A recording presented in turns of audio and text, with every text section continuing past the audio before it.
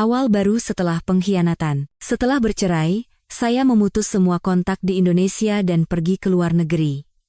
Mantan suami saya, Bima, dengan lancar mendaftarkan pernikahannya dengan selingkuhannya. Namun, sebuah kalimat yang tanpa sengaja dilontarkan oleh sepupu saya, Mbak Ratih, membuat Bima membeku di tempat. Hari itu adalah hari ulang tahun pernikahan kami yang ketiga. Saya sengaja pulang kerja lebih awal, membeli daging steak premium dan anggur merah favoritnya, lalu bergegas pulang. Saya ingin memberinya pesta kejutan. Setibanya di rumah, tidak ada siapa-siapa. Di atas meja ruang tamu, ponsel Bima tergeletak dengan layar yang masih menyala terang. Awalnya saya tidak terlalu memikirkannya dan hendak meletakkan belanjaan di dapur, tetapi notifikasi WhatsApp dari ponselnya berbunyi. Pratinjau pesan muncul di layar. Foto profilnya adalah seorang wanita asing, tetapi isi pesannya membuat darah di seluruh tubuh saya seakan membeku. Mas Bima, kapan pulang? Aku belum sempat pamerin gaun baru yang aku beli, loh. Jantung saya berdebar kencang serasa naik ke tenggorokan. Kantong belanjaan di tangan saya nyaris jatuh ke lantai. Saya tahu Bima sibuk dengan pekerjaannya dan memiliki banyak kontak klien di WhatsApp. Namun, gaya bahasa pesan ini sama sekali tidak terdengar seperti percakapan dengan klien.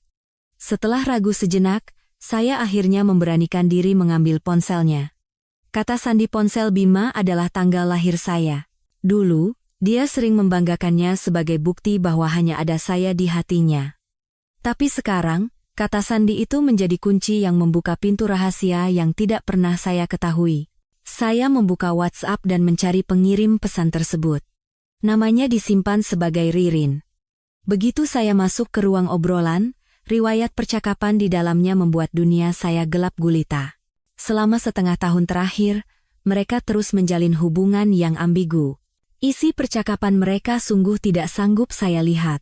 Wanita bernama Ririn itu sering mengirimkan foto-foto seronok kepada Bima, dan Bima memujinya cantik sambil berkata bahwa bersama Ririn jauh lebih menyenangkan daripada bersama saya. Yang lebih menyakitkan hati saya adalah banyaknya bukti transfer uang.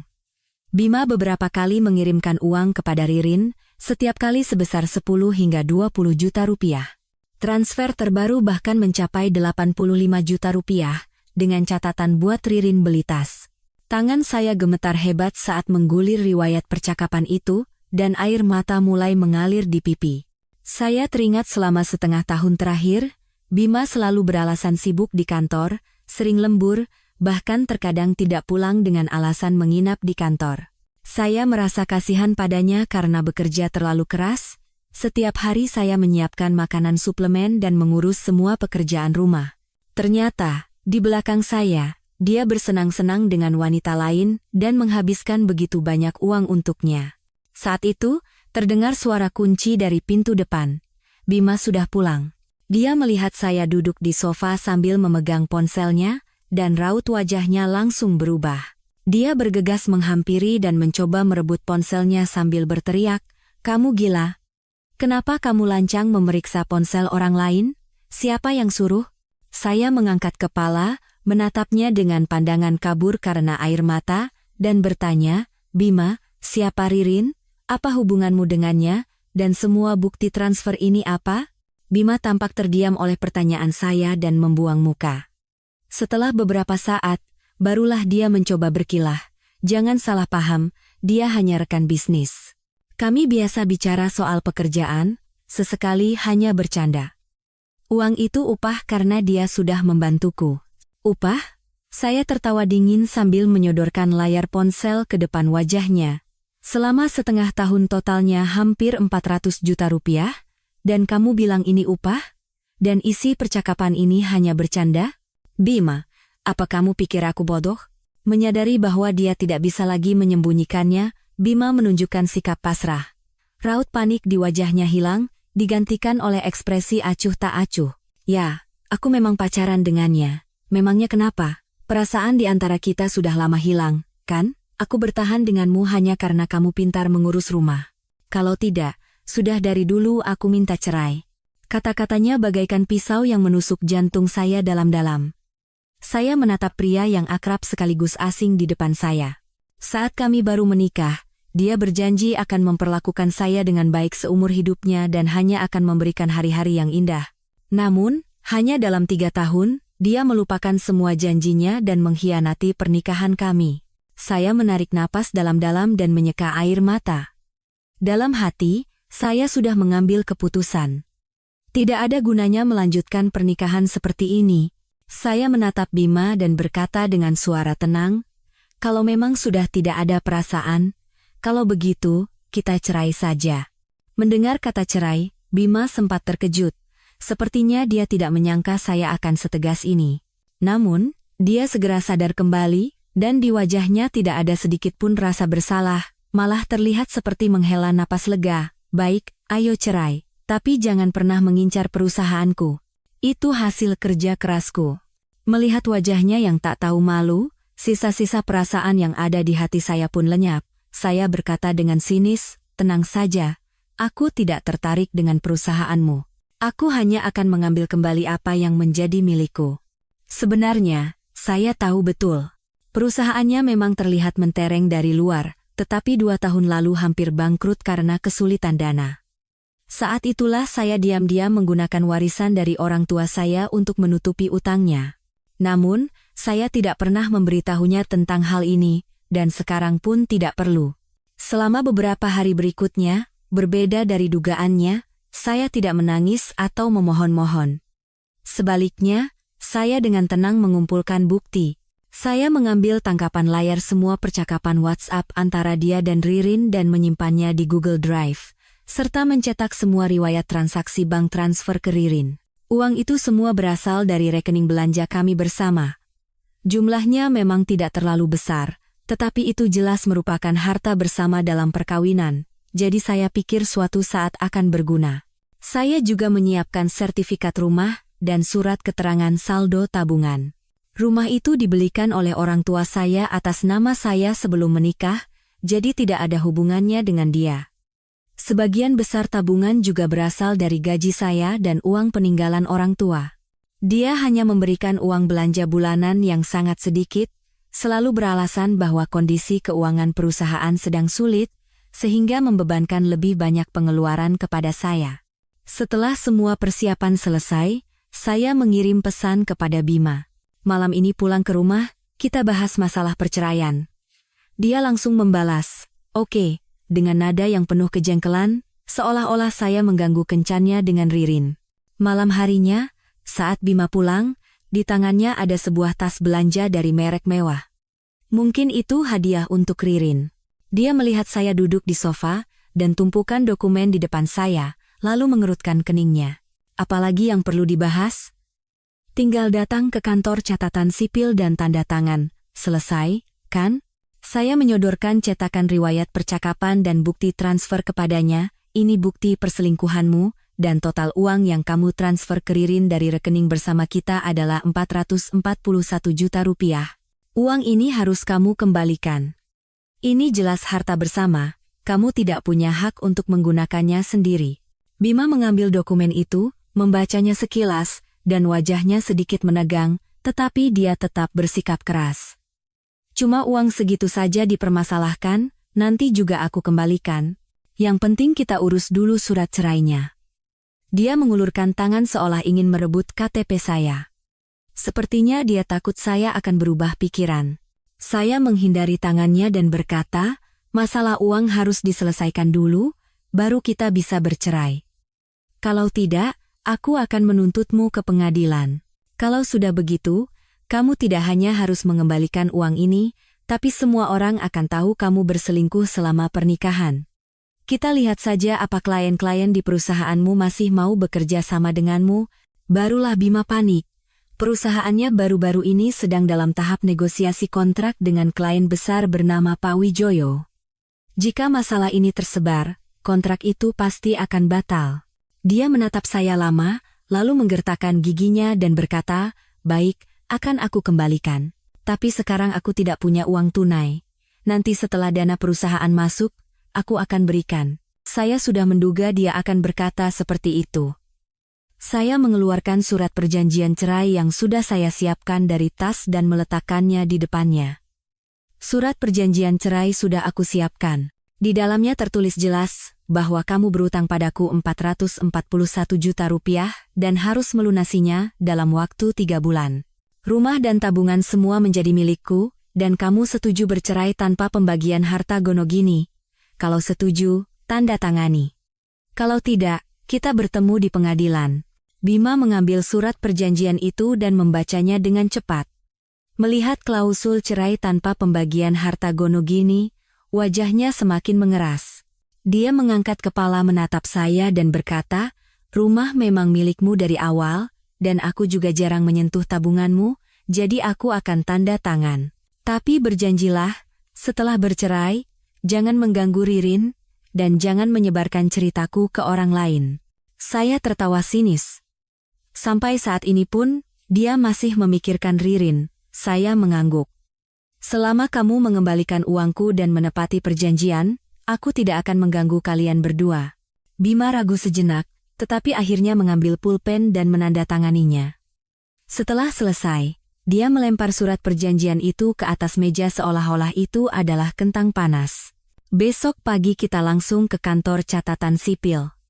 Aku sudah janji dengan Ririn, setelah selesai urusan ini kami mau pergi belanja." Melihat sikapnya yang tergesa-gesa, saya merasa muak. Saya mengambil surat perjanjian itu dan memasukkannya ke dalam tas, lalu berkata, "Besok jam 9 pagi, di depan kantor catatan sipil. Jangan terlambat." Bima menjawab, lalu mengambil tas belanja di sofa dan pergi keluar, bahkan tanpa makan malam. Setelah dia pergi, melihat rumah yang kosong, hati saya justru menjadi tenang. Pernikahan yang mengerikan ini akhirnya akan berakhir. Saya memasukkan semua bukti dan surat perjanjian cerai ke dalam tas, lalu mulai mengemasi barang-barang saya. Pakaian, sepatu, kosmetik, dan foto-foto orang tua saya, hanya itu yang akan saya bawa. Saya tidak menyentuh satupun barang milik Bima. Saya membiarkannya agar dia datang sendiri untuk mengambilnya. Saya mengemas barang hingga larut malam, mengisi penuh 2 koper besar. Sambil menatap pemandangan malam di luar jendela, saya bergumam dalam hati, "Selamat tinggal, Bima. Selamat tinggal, hari-hari yang menyakitkan. Mulai besok, aku akan memulai hidup baru." Keesokan paginya, pukul 8:30. Saya berdiri di depan kantor catatan sipil dengan 2 koper besar. Angin pagi terasa cukup sejuk, membuat saya merapatkan jaket. Melihat orang-orang yang lalu lalang, hati saya tenang tanpa gejolak. Saya hanya ingin segera menyelesaikan proses ini dan meninggalkan tempat yang penuh luka ini. Tidak lama kemudian, Bima tiba. Di sampingnya ada seorang wanita muda, yang sudah pasti adalah Ririn. Dia mengenakan gaun ketat, riasan tebal, dan menenteng tas mewah yang dibelikan Bima kemarin. Tatapan matanya saat melihat saya penuh dengan provokasi, seolah-olah memamerkan kemenangannya. Bima sempat tertegun melihat koper di tangan saya dan bertanya, "Kamu mau apa? Kita bahkan belum selesai mengurus perceraian, tapi kamu sudah berkemas?" Saya mengabaikannya dan berkata, "Setelah ini selesai, aku akan langsung pergi. Aku tidak mau bolak-balik." Ririn memeluk lengan Bima dan berkata dengan suara manja, "Mas Bima, jangan bicara lagi sama dia. Ayo cepat kita selesaikan. Nanti kita kan mau nonton film." Bima mengangguk, lalu berkata kepada saya dengan kesal, "Ayo masuk, kita selesaikan." Kami bertiga masuk ke dalam kantor. Petugas melihat kami bertiga, dan mungkin merasakan suasana canggung, dia tidak banyak bertanya dan langsung memberikan formulir. Saya dan Bima dengan cepat mengisi formulir. Saat menandatangani, tangan Bima tidak bergetar sedikit pun, seolah-olah sedang menandatangani dokumen yang tidak penting.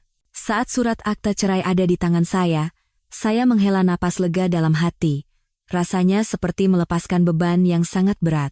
Bima, begitu menerima surat itu, langsung memberikannya kepada Ririn sambil tersenyum. "Lihat, sudah selesai." Ririn mengambil surat itu dan menatap saya dengan angkuh. "Senang sekali, Mas.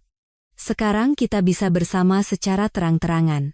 Saya mengabaikan kemesraan mereka, berbalik, dan mengambil koper saya. Bima melihat saya hanya membawa 2 koper dan bertanya dengan heran, "Barangmu hanya itu? Perabotan dan elektronik di rumah tidak kamu bawa?" Saya berhenti melangkah, berbalik menatapnya, dan berkata, "Aku tidak butuh barang-barang itu, kalian pakai saja. Sebenarnya, sebagian besar perabotan dan barang elektronik di rumah adalah hadiah pernikahan dari orang tua saya dan harganya cukup mahal. Tetapi saat ini, saya lebih ingin segera pergi dari sini daripada berdebat tentang masalah sepele dengan mereka. Bima dan Ririn saling pandang, dan sekejap terlihat sorot kemenangan di mata mereka. Mereka pasti berpikir saya menyerahkan segalanya karena patah hati. Bahkan, mereka mungkin merasa sangat diuntungkan karena saya pergi dengan tangan kosong tanpa pembagian harta. Ririn sengaja berkata, "Mbak, jangan sungkan begitu. Mana mungkin kami menerima semua ini?" Meskipun mulutnya berkata begitu, senyum yang merekah di wajahnya tidak bisa disembunyikan. Saya tersenyum dingin dan berkata, "Tidak perlu merasa terbebani. Asal kalian senang, itu sudah cukup." Setelah mengatakan itu, saya menarik koper saya dan berjalan keluar. Di depan pintu kantor, saya menoleh ke belakang dan melihat Bima sedang memeluk Ririn sambil membisikkan sesuatu, dan Ririn tersenyum lebar. Tanpa sedikit pun penyesalan di hati, saya memberhentikan taksi dan meminta diantar ke Bandara Soekarno-Hatta. Saat taksi meninggalkan kantor, pemandangan jalanan yang akrab perlahan-lahan menjauh. Dalam hati, saya mengucapkan selamat tinggal. Selamat tinggal, kota ini, selamat tinggal, Bima. Aku tidak akan pernah kembali. Setibanya di bandara, saya menarik koper dan melakukan proses check-in. Tiket saya adalah penerbangan ke Kanada. Di sana, teman kuliah saya, Rian, tinggal. Saya sudah menghubunginya, dan untuk sementara akan tinggal di rumahnya. Setelah check-in, saya mengeluarkan ponsel, menonaktifkan kartu SIM Indonesia, dan menghapus semua akun media sosial saya, WhatsApp, Instagram, Facebook, tidak ada yang tersisa. Saya tidak ingin lagi berhubungan dengan Indonesia, dan tidak ingin mendengar kabar apapun tentang Bima dan Ririn. Duduk di pesawat, menatap awan di luar jendela, hati saya dipenuhi harapan. Hari-hari ke depan mungkin akan sulit, tetapi saya percaya jika saya berusaha, saya pasti bisa menjalani kehidupan yang saya inginkan. Namun, saya tidak tahu. Setelah saya pergi, Bima dan Ririn mengadakan pesta gila-gilaan di rumah saya. Ririn mengunggah foto bersama Bima di rumah ke Instagram dengan keterangan, akhirnya punya rumah sendiri. Bahagia sekali. Dan dia memblokir saya agar saya tidak bisa melihatnya. Bima membual kepada teman-temannya bahwa saat bercerai saya tidak menuntut apa-apa dan pergi dengan tangan kosong, membuat saya seolah-olah wanita menyedihkan yang tidak bisa melupakannya. Teman-temannya memujinya hebat dan terus-menerus mengatakan bahwa Ririn jauh lebih cantik dan pintar daripada saya. Semua ini baru saya ketahui nanti dari sepupu saya, Mbak Ratih, yang diam-diam memberitahukannya. Saat itu, saya sudah memulai hidup baru di Kanada, dan sama sekali tidak tahu tentang keributan yang terjadi di Indonesia. Saat pesawat mendarat di Bandara Vancouver, Kanada, waktu setempat menunjukkan pukul 3 sore. Begitu keluar dari bandara, jalanan yang asing, orang-orang Kaukasia yang lalu lalang, dan aroma kopi yang tercampur di udara menyambut saya. Barulah saat itu saya benar-benar merasa telah terbebas dari masa lalu yang menyesakan. Teman kuliah saya, Rian, sudah menunggu di pintu keluar sambil memegang papan bertuliskan nama saya. Begitu melihat saya, dia berlari dan memeluk saya erat sambil berkata, "Sinta, akhirnya kamu datang juga, perjalanannya pasti melelahkan." Saya membalas pelukannya, dan hidung saya terasa perih. "Aku tidak apa-apa, hanya sedikit mabuk udara. Terima kasih sudah menjemputku." Rian membantu membawa koper saya dan berkata, "Kita ini teman, jangan sungkan begitu. Kamarmu sudah aku siapkan. Untuk sementara tinggal di rumahku dulu, nanti kalau sudah beradaptasi, kita cari tempat tinggal baru. Mau makan apa? Mau coba steak paling terkenal di sini?" Dalam perjalanan ke rumah Rian, dia tidak bertanya sepatah kata pun tentang Bima atau perceraian saya. Dia hanya bercerita tentang pemandangan dan budaya Vancouver, serta kehidupannya di sini. Saya sangat tersentuh oleh perhatiannya yang sengaja menghindari topik yang menyakitkan. Rumah Rian adalah apartemen 2 kamar yang bersih dan nyaman. Kamar yang disiapkannya untuk saya menghadap ke selatan, sehingga sinar matahari masuk melalui jendela. Di sana juga ada pot sukulen, tanaman favorit saya. "Sukulen ini khusus aku beli untukmu. Dulu kamu kan suka memeliharanya di rumah. Melihat sukulen itu, hati saya terasa hangat. Luka yang saya dapatkan di Indonesia seolah sembuh seketika. Rian, terima kasih banyak.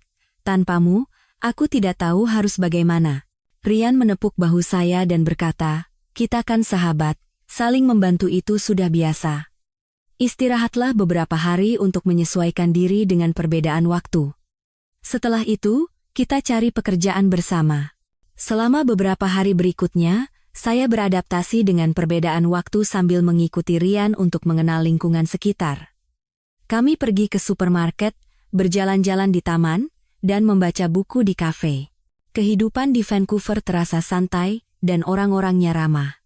Di sini, saya tidak perlu lagi memikirkan Bima dan Ririn, tidak perlu menghadapi kejadian-kejadian mengerikan itu. Hati saya benar-benar tenang. Untuk memutuskan hubungan sepenuhnya dengan Indonesia, saya melakukan satu hal lagi, saya menjual kalung peninggalan ibu saya.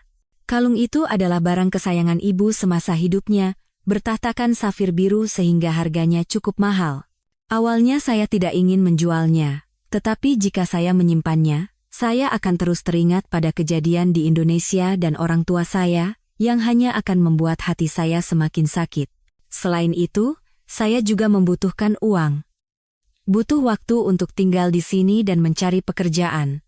Kalung itu terjual seharga $80.000 Kanada, atau sekitar 900 juta rupiah. Saya menyimpan uang itu di bank lokal, dan hati saya merasa jauh lebih tenang. Saya juga membeli nomor telepon lokal dan hanya memberitahukannya kepada Rian. Bahkan kepada sepupu terdekat saya, Mbak Ratih, saya tidak memberitahukannya. Saya takut dia akan memberitahukan kabar tentang Bima kepada saya, dan saya juga takut Bima akan menemukan saya melalui dia. Mbak Ratih adalah putri dari tante saya, dan kami dekat sejak kecil. Saya hanya menceritakan perceraian saya kepadanya dan memintanya untuk tidak memberitahukan kepada siapapun. Tetapi, Mbak Ratih orangnya baik hati, jadi jika Bima datang dan menanyakan kabar saya, mungkin dia tidak akan bisa menjaga rahasia. Jadi, dengan berat hati, saya memutuskan kontak. Sementara itu, di Indonesia, Bima hidup dengan penuh kemenangan. Dia berpikir saya benar-benar pergi dengan tangan kosong dan memutuskan semua kontak, jadi pasti saya hidup menderita dan menangis diam-diam di suatu tempat. Dia dan Ririn pindah ke rumah saya, membuang semua barang peninggalan orang tua saya, dan mendekorasi rumah sesuai selera mereka. Suatu kali, Mbak Ratih bercerita bahwa dia bertemu Bima dan Ririn di jalan. Mereka bergandengan tangan di mall, dan di tangan Ririn ada beberapa tas belanja dari merek mewah. Bima tersenyum di sampingnya sambil membelikannya es krim. Mbak Ratih sangat marah melihat mereka dan ingin menghampirinya, tetapi dia teringat pesan saya untuk tidak membuat masalah, jadi dia menahan diri. Menurut Mbak Ratih, saat itu Bima melihatnya dan sengaja pamer, "Mbak, saya dan Ririn bulan depan mau mendaftarkan pernikahan, nanti saya traktir makan, ya?" Ririn pun menimpali di sampingnya, "Iya, Mbak, nanti harus datang, ya." Mbak Ratih melihat sikap angkuh mereka dan merasa marah mewakili saya, tetapi dia tidak bisa mengatakan bahwa sebenarnya saya baik-baik saja, jadi dia hanya mengangguk seadanya. Sejak saat itu, Mbak Ratih sangat berharap Bima dan Ririn segera mendapat balasan, dan agar mereka tahu bahwa saya bukanlah orang yang bisa diremehkan. Dan di Vancouver, saat itu saya sudah mulai mencari pekerjaan.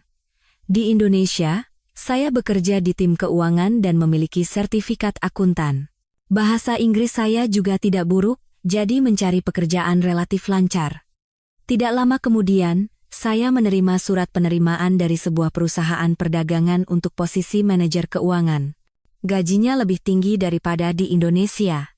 Pada hari saya diterima kerja, saya dan Rian makan malam di restoran mewah.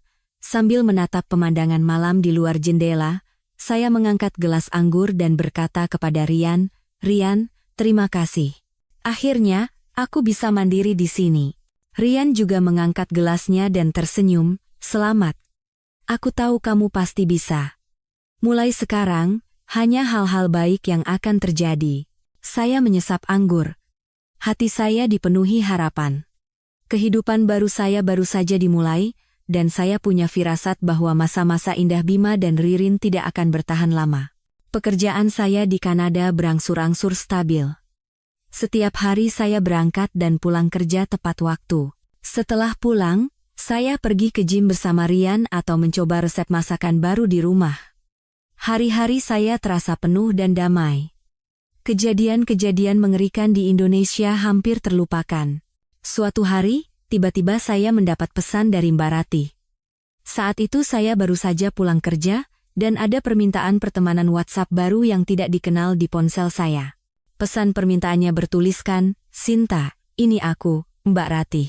Jantung saya berdebar kencang, tetapi setelah ragu sejenak, saya menerimanya. Saya pikir, jika Mbak Ratih sampai bersusah payah mencari saya, pasti ada hal penting. Saya sudah mengganti nomor telepon dan menghapus semua akun media sosial lama, jadi pasti sulit baginya untuk menemukan saya. Begitu saya menerima permintaan pertemanan, pesan dari Mbak Ratih langsung masuk. "Sinta, akhirnya kamu bisa dihubungi juga. Aku sudah mencarimu kemana-mana. Kamu baik-baik saja di sana?" Melihat layar ponsel, hidung saya terasa perih. "Mbak, aku baik-baik saja, jangan khawatir. Bagaimana Mbak tahu ID WhatsAppku?" Aku tanya Rian. Awalnya dia tidak mau memberitahu, tapi setelah aku bilang ada hal yang sangat penting, baru dia mau kasih. "Sinta, apa kamu masih marah sama Mbak karena aku tidak memaki Bima?" "Tidak, Mbak. Aku tidak marah. Aku tahu Mbak peduli padaku. Aku hanya tidak ingin lagi terlibat dengan Indonesia. Aku tidak mau teringat kenangan buruk." Mbak Ratih mengirim stiker menghela napas. "Aku tahu betapa beratnya perasaanmu.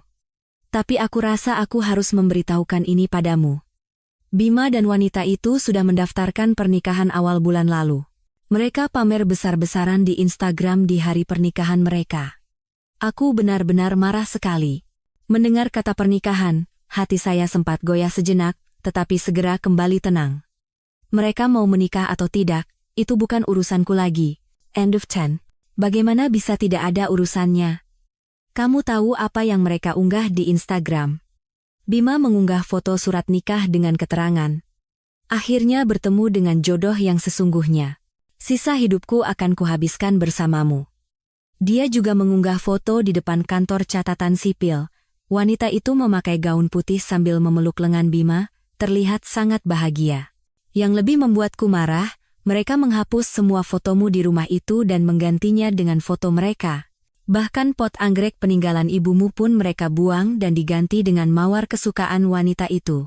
Membaca pesan dari Mbak Ratih, ponsel di tangan saya nyaris jatuh. Anggrek itu ditanam sendiri oleh ibu saya sebelum beliau meninggal. Setelah ibu meninggal, saya merawatnya dengan sepenuh hati. Fakta bahwa Bima membuangnya membuat amarah dan kesedihan meluap bersamaan. Air mata saya tumpah. Mbak Ratih sepertinya tahu saya sedang menangis dan segera mengirim pesan untuk menghibur. "Sinta, jangan sedih. Tidak ada gunanya kamu terluka karena orang-orang tak punya hati nurani itu. Aku hanya ingin memberitahumu betapa jahatnya mereka." Saya menyeka air mata dan membalas, "Mbak, aku tidak apa-apa. Terima kasih sudah memberitahu. Apapun yang mereka lakukan, aku benar-benar tidak peduli lagi." "Bagaimana bisa tidak peduli?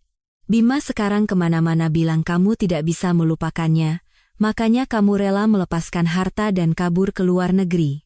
Dia bilang kamu tidak akan pernah menemukan pria yang lebih baik darinya seumur hidupmu. Teman-temannya juga ikut-ikutan, menganggapmu bodoh dan bilang wanita itu lebih cantik dan pintar darimu. Setiap kali mendengarnya, aku rasanya ingin menampar mereka, tapi aku menahan diri karena takut mereka tahu alamatku dan mengganggumu." Membaca pesan Mbak Ratih, saya tertawa sinis. Bima tidak berubah. Selalu suka memoles citra dirinya dan menyalahkan orang lain atas semua kesalahannya. Mengira saya melepaskan harta karena tidak bisa melupakannya. Saya hanya tidak ingin lagi terlibat dengannya dan tidak ingin menjadi orang serendah dia. "Mbak, tidak usah pedulikan mereka. Apapun yang mereka katakan, tidak masalah. Aku sekarang baik-baik saja di sini. Pekerjaan lancar, hidupku tenang. Itu sudah cukup. Syukurlah kalau kamu baik-baik saja." Aku jadi lega. "Oh ya, Bima dan wanita itu juga mengadakan resepsi pernikahan kecil setelah menikah. Mereka mengundang cukup banyak teman, kecuali aku. Katanya mereka menghabiskan banyak uang untuk resepsi itu. Prasmanannya saja untuk lebih dari 100 orang, dan wanita itu memakai kalung mahal yang katanya dibelikan Bima. Melihat layar, hati saya tidak bergejolak sedikit pun. Berapapun uang yang dihabiskan Bima untuk Ririn, itu bukan urusan saya. Saya hanya berharap mereka tidak akan pernah muncul lagi dalam hidup saya. Mbak, terima kasih sudah memberitahu. Kalau ada apa-apa lagi, tolong beritahu aku. Tapi jangan khawatirkan aku bisa menjaga diri. Baiklah. Kamu harus baik-baik saja di sana. Kalau ada kesulitan, jangan ragu bilang. Aku akan bantu semampuku. Kalau Bima sampai mencarimu, kamu harus segera memberitahuku. Aku tidak akan tinggal diam. Setelah selesai mengobrol dengan Mbak Ratih, saya mematikan ponsel, saya pergi ke balkon dan menatap pemandangan malam. Malam di Vancouver begitu tenang, hanya sesekali kerlip lampu yang terlihat. Saya menarik napas dalam-dalam dan berjanji dalam hati. Bima, Ririn, hari-hari indah kalian tidak akan berlangsung lama. Tunggu saja. Utang kalian padaku, suatu saat pasti akan kalian bayar. Dan saya tidak tahu. Kontak dari Mbak Ratih ini, di kemudian hari, akan menjadi kunci yang membalikkan seluruh situasi. Tidak lama kemudian, Mbak Ratih kembali mengirim pesan. Kabar bahwa Bima membeku di tempat saat resepsi pernikahannya hanya karena satu kalimat dari Mbak Ratih, dan bahkan bertengkar hebat dengan Ririn. Setelah percakapan dengan Mbak Ratih, saya semakin fokus pada pekerjaan dan kehidupan saya. Pekerjaan sebagai manajer keuangan di perusahaan perdagangan tidaklah mudah. Setiap hari saya harus menangani banyak pembukuan dan mengoordinasikan transaksi keuangan dengan klien luar negeri. Namun, berkat pengalaman yang saya kumpulkan di Indonesia, pekerjaan berjalan lancar. Komunikasi dalam bahasa Inggris juga tidak menjadi masalah, sehingga dalam 3 bulan saya sudah mendapat pengakuan dari direktur. Suatu kali, perusahaan bekerja sama dengan klien dari Eropa. Pihak lawan meminta penyelesaian 3 transaksi besar dalam waktu seminggu dan perhitungan pajak sesuai dengan hukum setempat. Saat itu, staf yang bertanggung jawab tiba-tiba sakit, sehingga direktur menyerahkan pekerjaan itu kepada saya. Saya lembur selama 3 hari berturut-turut, tidak hanya menyelesaikan pembayaran tepat waktu, tetapi juga menemukan cara penghematan pajak yang legal, sehingga menghemat biaya perusahaan sekitar 1 miliar rupiah. Direktur sangat senang, memuji saya di depan semua karyawan dalam rapat, dan menaikkan gaji saya dari 8.000 menjadi 10.000 dolar Kanada. Rekan-rekan kerja pun mulai memandang saya berbeda. Rekan yang dulunya tidak kooperatif kini judong menyapa dan bertanya tentang pekerjaan. Perlahan-lahan, posisi saya di perusahaan semakin kuat. Selain bekerja, saya juga mulai berinvestasi. Dari 900 juta rupiah hasil penjualan kalung, setelah dikurangi biaya hidup, masih tersisa cukup banyak uang. Saya meminta saran dari Rian, yang sudah lama tinggal di Kanada dan mengerti pasar investasi lokal. Dia menyarankan saya untuk memulai dengan reksadana yang risikonya relatif rendah dan keuntungannya stabil. Saya mengikuti saran Rian dan menginvestasikan 10.000 dolar Kanada ke 2 reksadana populer di sana. Ajaibnya, dalam setengah tahun, imbal hasil reksadana naik 15% dan saya mendapatkan keuntungan 1.500 dolar. Bukan uang yang besar, tetapi ini adalah keberhasilan investasi pertama saya di luar negeri, jadi saya sangat senang. Setelah itu, mengetahui bahwa pasar sewa di Vancouver sedang ramai, saya berinvestasi di sebuah apartemen studio kecil. Setelah apartemen itu disewakan, saya mendapatkan penghasilan sewa bulanan sebesar 2.000 dolar, menjadi sumber pendapatan pasif yang stabil. Kehidupan saya pun semakin berwarna. Saya dan Rian mendaftar di kelas yoga dan berlatih 2 kali seminggu untuk menjaga kesehatan fisik dan mental. Saya juga mendapatkan teman-teman yang sefrekuensi di komunitas orang Indonesia setempat. Di akhir pekan, kami piknik bersama di taman atau berjalan-jalan di pantai. Suatu kali, kami semua pergi bermain ski di Gunung Salju Vancouver. Meskipun jatuh bangun di salju, kami semua tertawa bahagia. Saya juga mulai melukis lagi, hobi lama saya, saya mendaftar di sebuah sanggar seni dekat apartemen dan melukis pemandangan Vancouver seminggu sekali. Suatu kali, lukisan matahari terbenam di pantai karya saya terpilih untuk dipamerkan di pameran kecil sanggar. Meskipun tidak mendapatkan penghargaan, melihat lukisan saya terpajang di ruang pameran memberikan rasa pencapaian yang luar biasa. Perlahan-lahan, saya hampir tidak pernah lagi memikirkan kejadian di Indonesia. Sesekali, dari pesan yang dikirim Mbak Ratih, saya mendengar kabar bahwa Bima dan Ririn masih suka pamer. Namun, alih-alih merasa marah seperti dulu, saya hanya tersenyum tipis. Saya tahu hidup saya semakin baik, dan pameran mereka hanyalah kepalsuan. Suatu hari, saat sedang berbelanja dengan Rian, kami masuk ke sebuah butik mewah, ada sebuah tas yang saya suka. Dulu, saya pasti akan ragu lama karena harganya terlalu mahal. Tetapi sekarang, saya membelinya tanpa ragu, bukan karena gengsi, tetapi karena saya mampu memuaskan diri sendiri dengan uang hasil kerja keras saya. Perasaan itu sungguh luar biasa. Saat membayar, kasir tersenyum dan berkata, "Selera Anda bagus sekali. Desain ini sangat populer, banyak pelanggan yang harus memesan dulu." Saya tersenyum dan menjawab, "Terima kasih, saya suka." Di samping saya, Rian bercanda, "Sinta kita sekarang sudah sukses dalam karier dan cinta." "Oh, cinta belum ya? Tapi roti sudah ada, cinta pasti tidak jauh lagi." Saya sempat terdiam, lalu tertawa. Sebenarnya, saat ini saya tidak terlalu berharap banyak soal cinta. Saya pikir saya bisa hidup baik-baik saja sendirian. Tetapi, saya tidak menolaknya. Jika saya bertemu dengan orang yang tulus menyayangi dan memahami saya bersedia untuk memulai yang baru. Malam itu, saat pulang ke rumah, saya menerima pesan dari Mbak Ratih. Isinya, perusahaan Bima sedang mengalami kesulitan, beberapa klien membatalkan kontrak sehingga arus kas menjadi sulit. Ririn mengeluh di Instagram bahwa Bima jarang membelikannya hadiah akhir-akhir ini, dan mereka sering bertengkar. Membaca pesan itu, saya tidak merasakan sedikit pun simpati. Itu adalah jalan yang mereka pilih sendiri, dan konsekuensinya juga harus mereka tanggung. Saya mematikan ponsel, pergi ke balkon, dan menatap pemandangan malam Vancouver. Hati saya dipenuhi rasa puas. Saya tahu, hidup saya akan semakin baik ke depannya, dan orang-orang yang telah menyakiti saya pada akhirnya akan menanggung akibat dari perbuatan mereka.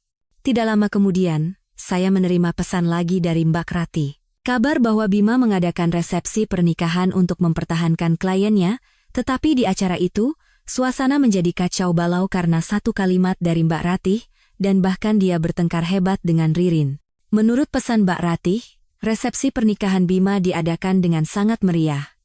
Digelar di hotel termewah di pusat kota, menyewa 5 ruangan, dan bahkan mengundang band. Tujuannya adalah untuk pamer kemampuan kepada para klien. Namun, tidak ada yang menyangka bahwa acara pamer itu akan berakhir dengan keributan. Hari itu, Mbak Ratih sebenarnya tidak ingin datang. Tetapi Ibu Bima, mantan ibu mertua saya, meneleponnya 5 kali, membujuknya dengan alasan kita kan masih keluarga, harus datang, dan berjanji akan mengenalkannya dengan orang-orang hebat. Akhirnya, dengan terpaksa, Mbak Ratih datang. Awalnya, suasana resepsi berjalan baik. Bima mengenakan setelan jas pesanan khusus, menggandeng tangan Ririn, dan dengan angkuh menuangkan minuman untuk para klien satu persatu. "Pak Wijoyo, jangan khawatir, dana perusahaan kami sangat cukup. Proyek kerja sama kita ke depan akan berjalan lancar tanpa masalah." Ririn, mengenakan gaun yang memperlihatkan bahunya dan kalung pemberian Bima, menimpali dengan suara manja, "Betul. Mas Bima memang hebat, keluarga kami akan semakin sukses." Pak Wijoyo, seorang pengusaha bahan bangunan yang pernah bekerja sama dengan Bima, berkata setengah bercanda, "Wah, Pak Bima hebat sekali. Dengar-dengar dulu kondisi keuangan perusahaan sedang tidak baik, bagaimana bisa tiba-tiba jadi banyak uang begini?" Wajah Bima sempat menegang, tetapi dia segera tertawa dan mencoba mengalihkan pembicaraan. "Haha, Pak Wijoyo bisa saja. Itu masalah kecil di masa lalu, saya sudah menyelesaikannya sendiri, sekarang perusahaan sudah stabil sepenuhnya." Dia mencoba menuangkan minuman untuk Pak Wijoyo untuk mengganti topik. Tetapi Pak Wijoyo tidak berniat berhenti. "Oh ya? Setahu saya, dulu Anda sampai pinjam uang ke sana-sini dan utang bank cukup banyak. Katanya kalau tidak ada yang membantu, perusahaan sudah bangkrut. Mendengar itu, suasana di ruangan seketika hening. Semua mata tertuju pada Bima. Wajah Bima memerah sampai ke leher. Saat dia hendak membela diri, Mbak Rati yang duduk di sebelahnya tidak tahan lagi dan angkat bicara. Mbak Rati kemudian bercerita kepada saya. Melihat sikap Bima yang munafik itu, dia teringat bagaimana saya dulu diam-diam menggunakan uang peninggalan orang tua untuk melunasi utangnya, dan amarahnya memuncak. Terutama saat mendengar Bima berkata saya menyelesaikannya sendiri, dia merasa sangat muak dengan sikapnya yang tidak tahu berterima kasih. Jadi, tanpa berpikir panjang, dia membuka mulut. Mbak Rati meletakkan sumpitnya, menatap Bima lurus-lurus, dan berkata dengan tenang, "Pak Bima, ucapan Anda tidak benar. 2 tahun lalu, saat perusahaan Anda terlilit utang 2,5 miliar, Sinta yang diam-diam melunasinya dengan uang warisan orang tuanya. Bagaimana bisa Anda bilang Anda menyelesaikannya sendiri?" Satu kalimat itu membuat seisi ruangan gempar. Semua orang menatap Bima dengan kaget, bahkan musik dari band pun berhenti. Gelas di tangan Bima jatuh ke lantai dengan suara prang, dan pecah berkeping-keping. Minuman membasahi celananya, tetapi dia tidak peduli. Dia menatap Mbak Rati dengan tajam dan berkata dengan suara bergetar, Apa maksudmu? 2,5 miliar? Kapan aku minta dia melunasi utangku?" Mbak Rati tertawa dingin. "Anda lupa. 2 tahun lalu, perusahaan Anda berutang 1,5 miliar ke pemasok dan 1 miliar ke bank, totalnya 2,5 miliar. Waktu itu setiap hari Anda mengeluh di rumah, bilang kalau tidak bisa bayar utang, perusahaan akan bangkrut dan Anda akan dituntut. Sinta khawatir, jadi dia diam-diam menarik 2,8 miliar uang peninggalan orang tuanya, melunasi semua utang Anda, dan sisa 300 jutanya dia berikan sebagai modal kerja perusahaan. Bagaimana bisa Anda lupa?" Orang-orang di dalam ruangan mulai berbisik-bisik kaget. "Ya ampun, jadi begitu asal-usul uang Pak Bima? Pantas saja tiba-tiba jadi kaya, ternyata berkat mantan istrinya. Ini keterlaluan. Sudah dibantu sebesar itu, bukannya berterima kasih malah selingkuh dan sekarang mengaku-ngaku. Benar-benar tidak punya hati nurani." Ririn pun tampak terkejut, memegang lengan Bima dan bertanya dengan panik, "Mas, apa yang dia katakan itu benar? Kamu dulu punya utang sebesar itu dan Sinta yang melunasinya? Kenapa kamu tidak pernah bilang padaku?" Bima baru tersadar, lalu menarik lengan Mbak Ratih dan berkata dengan suara pelan, "Mbak, jangan bicara omong kosong di sini. Tidak ada kejadian seperti itu. Mbak salah ingat." Mbak Ratih menepis tangannya dan meninggikan suaranya. "Aku tidak mungkin salah ingat. Waktu itu Sinta mentransfer uangnya dan memintaku untuk memeriksa bukti transfer banknya karena takut ada masalah. Uang itu adalah hasil kerja keras orang tua Sinta seumur hidup. Sinta rela mengorbankan uang warisan orang tuanya demi kamu, dan sekarang kamu bilang tidak ada kejadian seperti itu?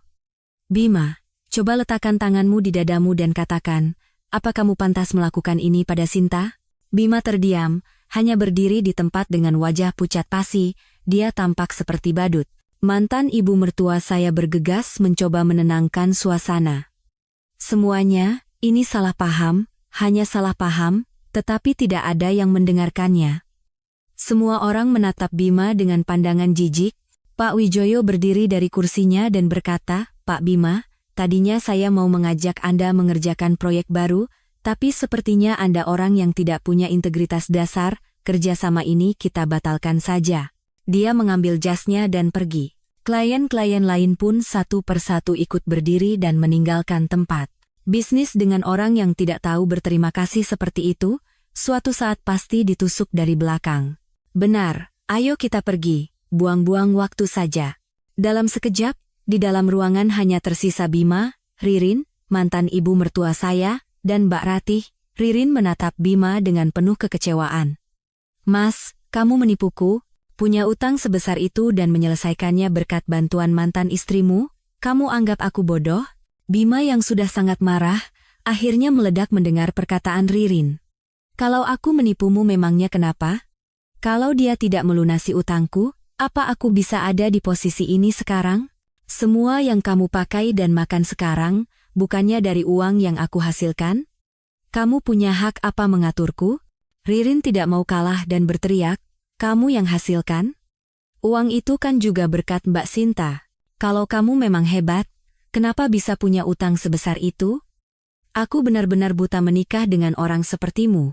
Mereka berdua bertengkar semakin hebat, dan akhirnya Ririn berlari keluar ruangan sambil menangis. Mantan ibu mertua saya hanya bisa mondar-mandir sambil bergumam, aduh, malu-maluin sekali, ini benar-benar memalukan. Mbak Ratih melihat kekacauan itu tanpa sedikit pun rasa kasihan. Justru dia merasa lega. Dia mengambil tasnya dan berkata kepada Bima, Bima, ini semua karena ulahmu sendiri. Jangan salahkan siapa-siapa. Utangmu pada Sinta, suatu saat pasti akan kamu bayar. Setelah mengatakan itu, Mbak Ratih keluar dari hotel. Mbak Ratih menceritakan semua ini secara detail kepada saya dan berkata, Sinta, kamu tidak lihat ekspresi Bima waktu itu, rasanya puas sekali. Sekarang dia pasti sadar bahwa semua yang dia miliki hari ini adalah berkatmu. Membaca pesan dari Mbak Ratih, saya tidak merasakan emosi yang berlebihan. Saya hanya berpikir bahwa Bima telah menerima balasan pertama atas keegoisan dan sikapnya yang tidak tahu berterima kasih. Tetapi saya tahu, ini baru permulaan. Penderitaan sesungguhnya baru akan dimulai. Menurut cerita Mbak Ratih, setelah resepsi yang kacau itu, Bima pulang ke rumah dan duduk termenung di sofa seperti orang linglung sepanjang malam. Mantan ibu mertuanya mencoba menenangkannya, tetapi dia tidak menggubris dan terus bergumam, tidak mungkin. Bagaimana dia bisa punya uang sebanyak itu? Orang tuanya kan hanya pekerja biasa. Bagaimana bisa mereka punya uang 2,8 miliar? Dia tidak mau percaya bahwa dia bisa melewati krisis berkat warisan orang tua saya yang saya gunakan diam-diam. Keesokan paginya, dia menelepon Pak Ganda, akuntan yang dulu bekerja dengannya, dan memintanya untuk memeriksa pembukuan 2 tahun lalu. Pak Ganda adalah orang yang jujur dan sudah lama bekerja dengan Bima. Dia sebenarnya sudah lama tahu bahwa saya diam-diam membantu Bima, tetapi tidak berani mengatakannya. Menerima telepon Bima, dia ragu sejenak, lalu menceritakan yang sebenarnya. Pak Bima, utang perusahaan sebesar 2,5 miliar 2 tahun lalu memang dilunasi dengan uang dari Ibu Sinta. Waktu itu Ibu Sinta berpesan agar dirahasiakan karena tidak mau membebani Bapak. Beliau juga mentransfer tambahan 300 juta untuk modal kerja dan membayar gaji karyawan. Semua catatannya ada di pembukuan saya. Kalau Bapak tidak percaya, silakan datang dan periksa sendiri. Bima menutup telepon, masih tidak percaya. Dia langsung pergi ke kantor, dan meminta Pak Ganda menunjukkan bukti transfer bank dan buku besar 2 tahun lalu. Di bukti transfer bank, tertera dengan jelas transfer sebesar 2,8 miliar rupiah atas nama saya, dengan catatan modal kerja perusahaan. Dan di rincian pengeluaran yang dicatat Pak Ganda, tertulis dengan jelas. Pelunasan utang pemasok 1,5 miliar, pelunasan pinjaman bank 1 miliar, gaji karyawan dan pembelian bahan baku 300 juta. Dia nyaris menjatuhkan dokumen di tangannya. Pak Ganda menghela napas di sebelahnya dan berkata, Pak, Ibu Sinta benar-benar tulus pada Bapak. Waktu itu dia sangat sedih melihat Bapak tidak bisa tidur setiap malam dan tertekan. Dia diam-diam bertanya kepada saya tentang kondisi utang perusahaan dan berdiskusi bagaimana cara terbaik untuk melunasinya. Saat mentransfer uang, dia hanya berkata, yang penting suami saya bisa memimpin perusahaan dengan baik, saya tidak minta apa-apa lagi. Tapi bagaimana bisa Bapak melakukan itu padanya? Bima hanya berdiri di sana dengan wajah pucat, tidak bisa berkata apa-apa. Dia teringat bagaimana 2 tahun lalu saya sering bertanya tentang kondisi perusahaan dan berkata, jangan terlalu stres. Kalau butuh uang, bilang saja padaku. Waktu itu dia menganggapnya hanya basa-basi dan menjawab dengan kesal, kamu tidak perlu tahu urusan kantor, jangan ikut campur. Baru sekarang dia sadar bahwa semua yang saya katakan itu tulus, dan saya sudah mempersiapkan segalanya untuknya. Tetapi dia sama sekali tidak menyadarinya, dan malah berselingkuh dengan Ririn di belakang saya. Dia membawa dokumen itu keluar dari kantor dan mengemudi dengan pikiran kacau. Tiba-tiba dia teringat, selama setengah tahun sebelum kami bercerai, setiap kali perusahaan mengalami kesulitan dana, saya selalu kebetulan mendapat bonus atau diberi uang jajan oleh orang tua dan mentransfer uang kepadanya. Kalau dipikir-pikir sekarang, itu semua bukan bonus atau uang jajan, melainkan uang yang sudah saya siapkan karena sudah memprediksi perusahaan akan kesulitan. Semakin dipikirkan, semakin dia merasa takut. Dia mengemudikan mobilnya ke rumah lama orang tua saya. Rumah itu kosong sejak mereka meninggal, tetapi saya tidak tega menjualnya. Dia mendobrak pintu dan mulai mencari bukti bahwa orang tua saya punya uang sebanyak itu. Di kamar tidur orang tua saya, dia menemukan sebuah kotak tua. Di dalamnya ada buku tabungan dan foto-foto lama mereka. Dia membuka buku tabungan itu dan membeku melihat saldo di dalamnya. Orang tua saya memang pekerja biasa, tetapi mereka hidup hemat seumur hidup. Ditambah dengan uang yang saya berikan setelah mulai bekerja, mereka berhasil menabung hampir 2 miliar rupiah. Catatan setoran terakhir adalah sebulan sebelum mereka meninggal, dengan catatan untuk biaya pernikahan anak perempuan. Bima memegang buku tabungan itu dengan tangan gemetar. Akhirnya dia sadar. Untuk membantunya, saya tidak hanya menggunakan seluruh uang pernikahan yang ditinggalkan orang tua saya, tetapi juga dana pensiun mereka. Namun, bukannya berterima kasih, dia malah menganggap semuanya wajar. Bahkan saat bercerai dia khawatir saya akan mengincar hartanya. Dia keluar dari rumah lama itu dan mencoba menelepon Ririn untuk menjelaskan, tetapi Ririn tidak mau mendengarkannya. Dari seberang telepon, Ririn berteriak, "Aku tidak mau dengar alasanmu, aku baru sadar kamu itu pecundang yang tidak punya kemampuan apa-apa. Perusahaanmu bisa bertahan sampai sekarang itu semua berkat mantan istrimu. Kamu menipuku selama ini, kita cerai." Dia menutup telepon dan memblokir Bima. Bima terpaksa menemui para kliennya untuk mencoba membatalkan pembatalan kontrak, tetapi mereka hanya mencibirnya. "Pak Bima, kami tidak bisa berbisnis dengan Anda. Nanti kalau kehabisan uang lagi, Anda akan minta pada mantan istri Anda, kan? Kami tidak seberuntung itu punya istri seperti dia." Seorang klien lain berkata lebih belak-belakan, "Pak Bima, ini bukan kami tidak menghargai Anda. Masalahnya ada pada karakter Anda. Istri Anda berkorban begitu banyak, tapi bukannya disayangi, malah Anda hianati. Siapa yang mau berbisnis dengan orang berkarakter seperti itu? Dasar dari bisnis adalah kepercayaan, dan Anda bahkan tidak punya dasarnya. Jangan harap bisa bertahan di industri ini." Bima merasa sangat terhina dan hanya bisa pulang dengan wajah lesu. Di rumah, mantan ibu mertuanya bertanya ada apa melihat wajahnya, tetapi dia tidak menjawab, hanya masuk ke kamar dan merokok. Mbak Ratih kemudian bercerita kepada saya. Selama beberapa hari itu, Bima seperti orang gila mencari kabar tentang saya. Dia ingin tahu bagaimana kabar saya di luar negeri, ingin meminta maaf, dan ingin meminta bantuan sekali lagi.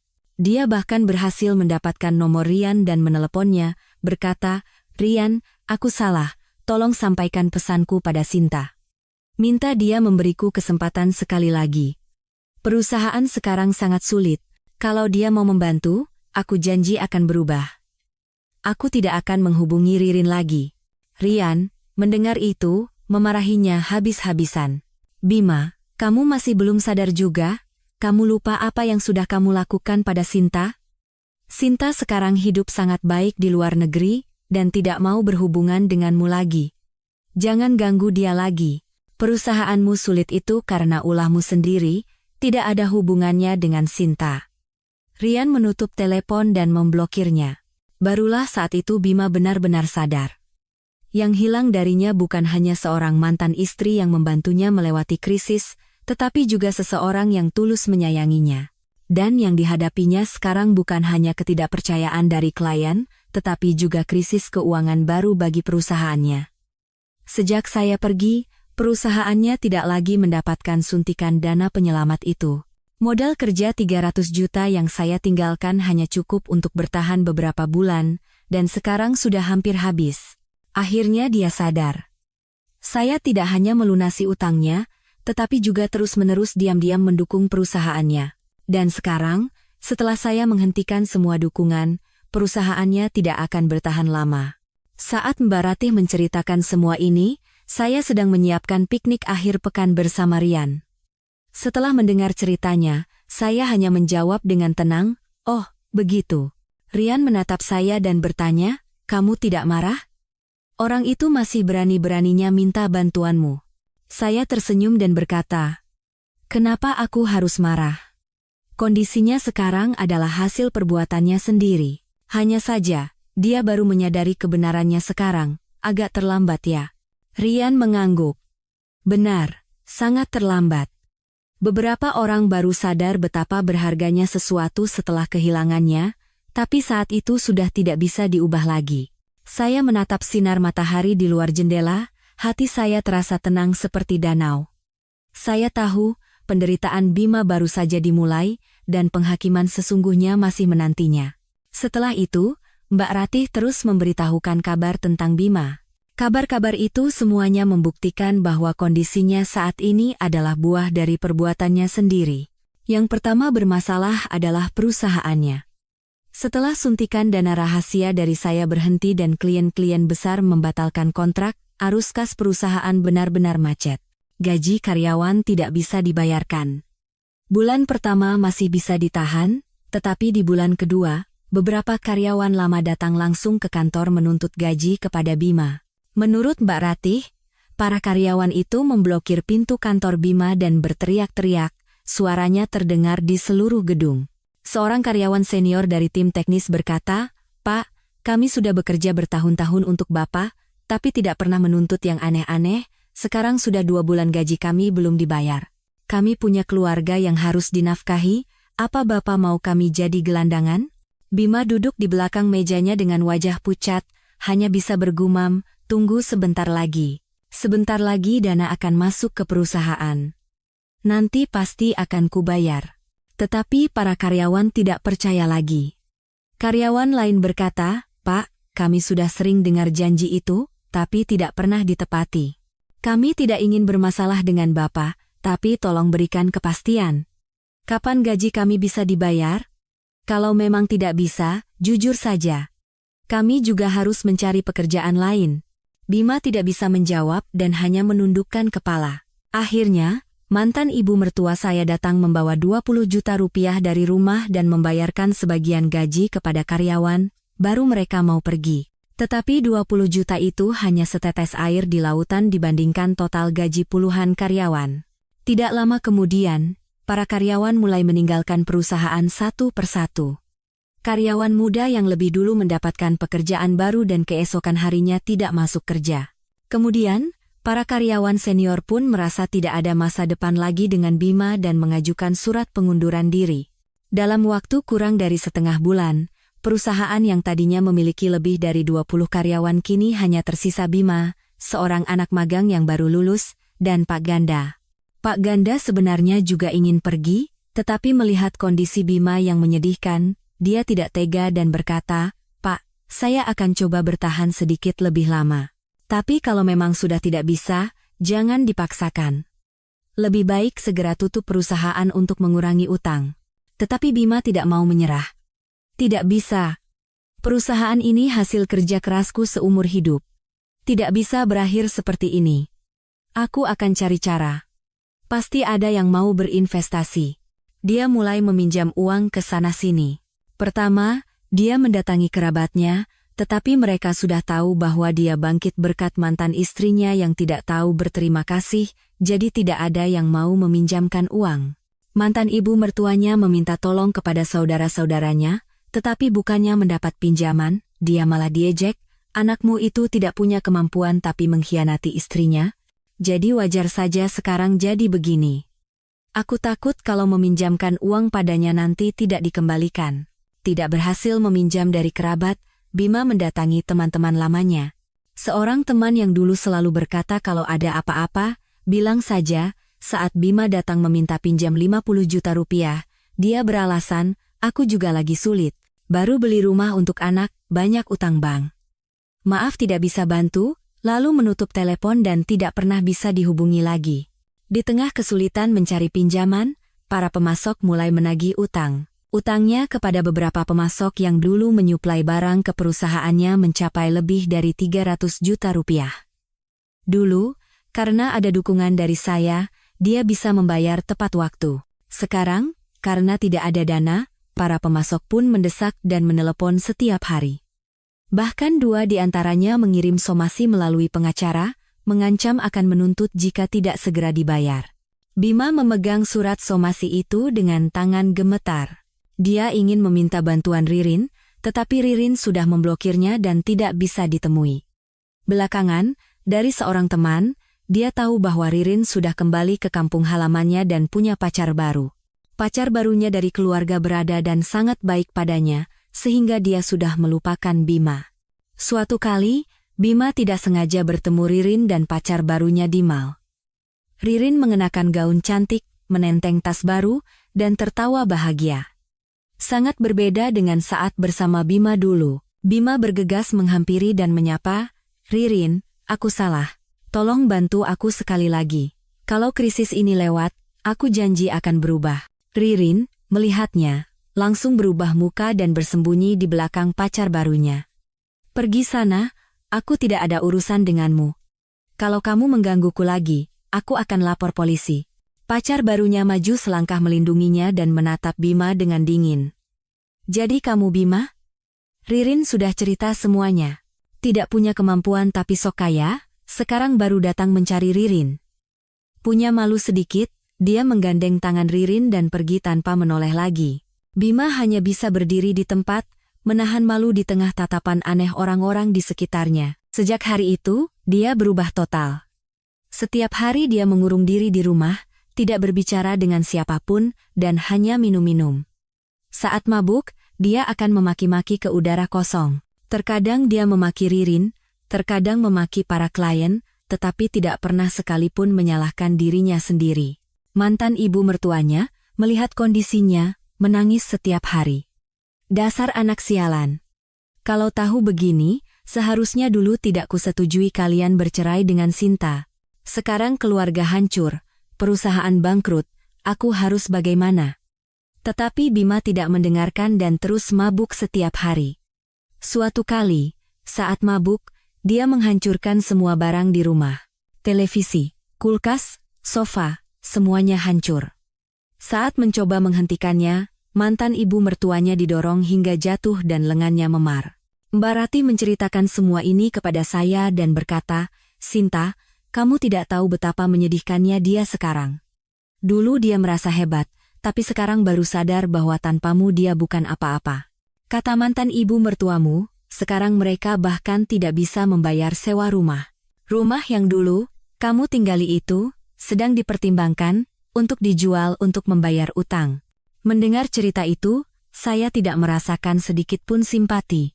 Saat dia mengkhianati saya, saat dia menghambur-hamburkan dana pensiun orang tua saya, apakah dia tidak pernah berpikir hari seperti ini akan datang? Ini semua adalah hasil perbuatannya sendiri, jadi tidak ada yang bisa disalahkan. Rian, mendengar kabar ini, berkata, "Orang seperti itu memang pantas mendapat balasan.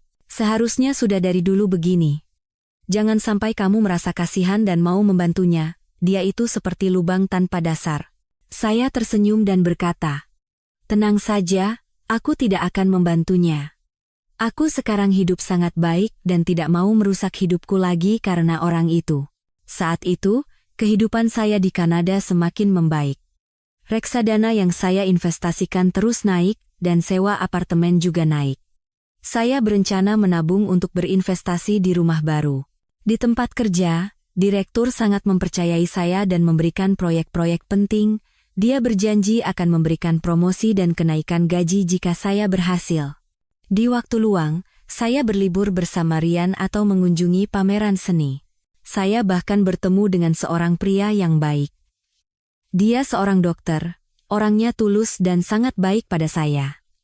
Kami sesekali makan bersama dan menonton film, menjalin hubungan yang baik. Meskipun belum pacaran, saya merasa dia adalah orang yang bisa dipercaya. Sebaliknya, Bima masih berkubang dalam lumpur yang dia ciptakan sendiri. Dia tidak sadar bahwa yang hilang darinya bukan hanya uang dan perusahaan, tetapi juga seseorang yang pernah tulus menyayangi dan mengorbankan segalanya untuknya. Dia juga tidak sadar bahwa karmanya belum berakhir. Mbak Ratih berkata bahwa beberapa pemasok sudah secara resmi menuntutnya, dan persidangan akan segera digelar. Saat itu, dia tidak hanya harus membayar utang, tetapi mungkin juga harus menanggung akibat hukum. Saya menatap langit biru Vancouver dan merasakan kedamaian di hati.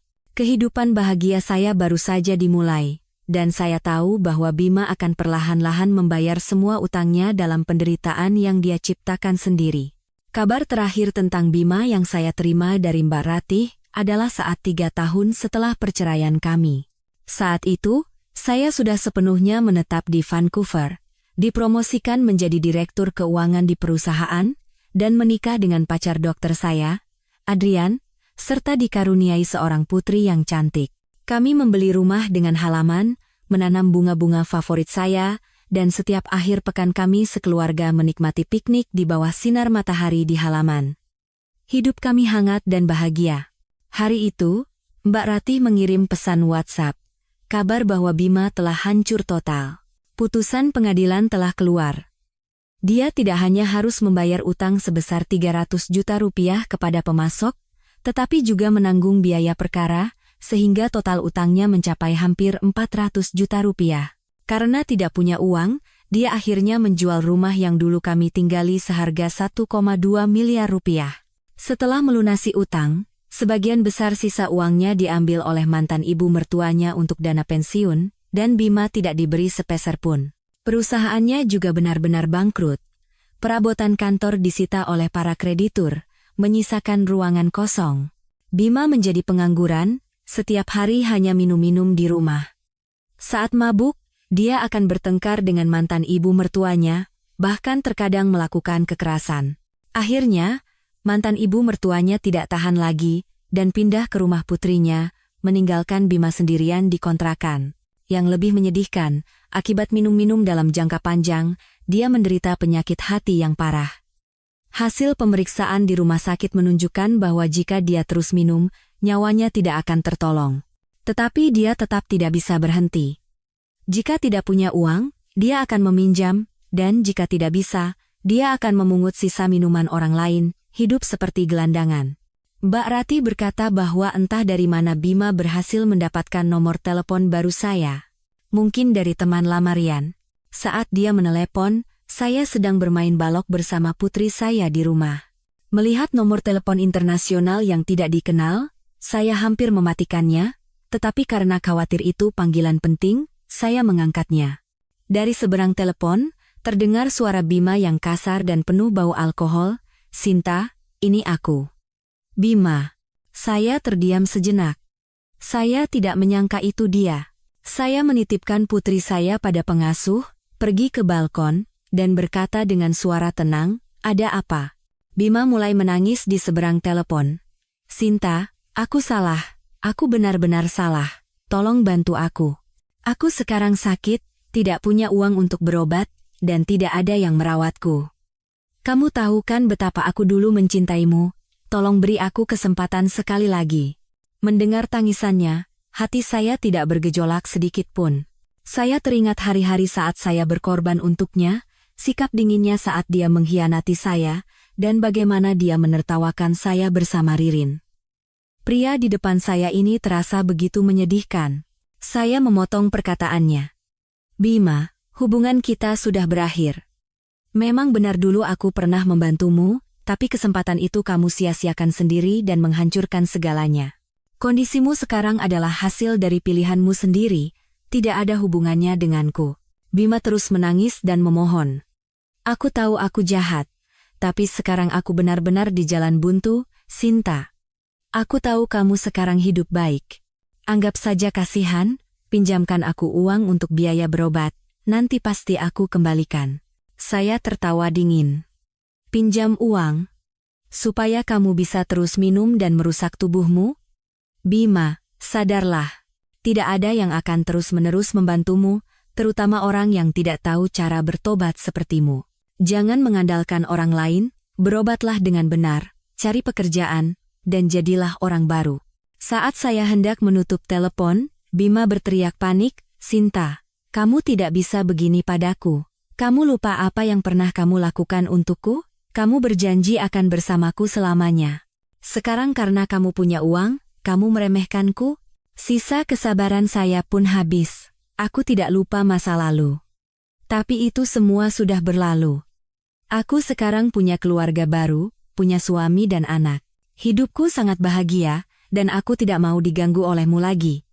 Jangan telepon aku lagi. Mari kita jalani hidup masing-masing. Setelah mengatakan itu, saya menutup telepon dan memblokir nomornya. Sejak saat itu, saya tidak pernah lagi mendengar kabar tentang Bima.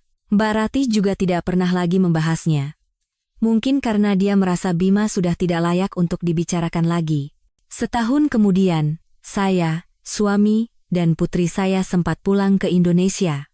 Bukan untuk bertemu Bima, tetapi untuk menziarahi makam orang tua saya. Berdiri di depan nisan mereka, saya berkata bahwa saya sekarang hidup sangat baik, punya orang yang mencintai saya dan anak yang cantik, jadi mereka bisa tenang. Saat berziarah, saya bertemu dengan seorang ibu tetangga lama. Ibu itu menceritakan kabar terakhir Bima. Katanya, Bima sempat bekerja sebagai kuli bangunan, tetapi karena kondisi tubuhnya yang lemah, dia tidak bisa melakukan pekerjaan berat dan sering dimarahi mandor. Suatu kali, dia pingsan di lokasi proyek dan dibawa ke rumah sakit, tetapi tidak ada yang mau membayar biayanya. Mandornya akhirnya berhasil menghubungi mantan ibu mertuanya. Mantan ibu mertuanya datang, memarahinya habis-habisan, lalu membayar biaya rumah sakit. Tetapi setelah keluar, Bima kembali minum-minum, dan akhirnya menghilang entah kemana. Tidak ada yang pernah melihatnya lagi. Ibu itu menghela napas dan berkata, sayang sekali, dulu dia pemuda yang gagah dan baik. Kenapa bisa jadi seperti itu? Coba dari awal dia hidup baik-baik denganmu, tidak akan jadi begini. Saya hanya tersenyum tanpa berkata apa-apa. Sebenarnya, akhir dari Bima sudah ditentukan sejak saat dia mengkhianati saya. Dia tidak tahu cara menghargai pengorbanan orang lain, hanya egois menerima, dan akhirnya kehilangan segalanya. Termasuk saya, yang pernah tulus berkorban untuknya. Dan karena saya meninggalkannya, barulah saya bisa menemukan kebahagiaan sejati saya. Saya punya suami yang menyayangi, putri yang cantik, karier yang sukses, dan teman-teman yang sefrekuensi. Akhirnya saya sadar. Terkadang, kita harus melepaskan orang yang salah untuk bisa bertemu dengan orang yang tepat. Dan kita harus meninggalkan kehidupan yang salah untuk bisa menyambut masa depan yang lebih baik.